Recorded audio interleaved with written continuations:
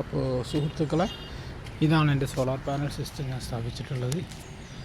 585 വാട്ട്സിൻ്റെ Vikram സോളാറിൻ്റെ half cut പാനലാണ്. അപ്പോൾ ഇത് കിട്ടാൻ വേണ്ടിയിട്ട് ഞാൻ ജസ്റ്റ് ഒന്ന് വൈറ്റ് വാഷൊക്കെ അടിച്ചു കൊടുത്തിരുന്നു അടിയിൽ. അതിനൊന്നും ആവശ്യമില്ല. അല്ലാതെ തന്നെ നമുക്കൊരു 2000 വാട്ട്സ് വരെ മാക്സിമം കിട്ടുന്നുണ്ട്. ഇതിൽ 1800-2000 വാട്ട്സ് വരെ കിട്ടുന്നുണ്ട്.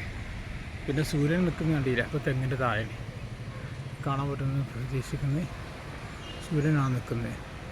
അപ്പോൾ ഈ സമയമാകുമ്പോഴേക്ക് നമ്മളിവിടെ ഇതൊക്കെ പോകും. എന്നാലും ഒരു 100 വോൾട്ടൊക്കെ വരും. 150 വോൾട്ടൊക്കെ ഇതിൽ നിന്ന് കിട്ടും. ആ കിട്ടുന്നത് ഒരു 100 വാട്ട്സൊക്കെ ആയിട്ട് ഇൻവേർട്ടർ കൺവേർട്ട് ചെയ്ത് നമുക്ക് തരുന്നുണ്ട്. ഇതൊരു പഴയ പാനലാണ്. ഇതിപ്പോൾ ജസ്റ്റ് വെറുതെ ചുമ്മാ വെച്ചതാണ്. അപ്പോൾ ഇനി ഈ ഇതിൻ്റെ സിസ്റ്റത്തിൻ്റെ സിസ്റ്റം ഇതാണ് എൻ്റെ പാനൽ.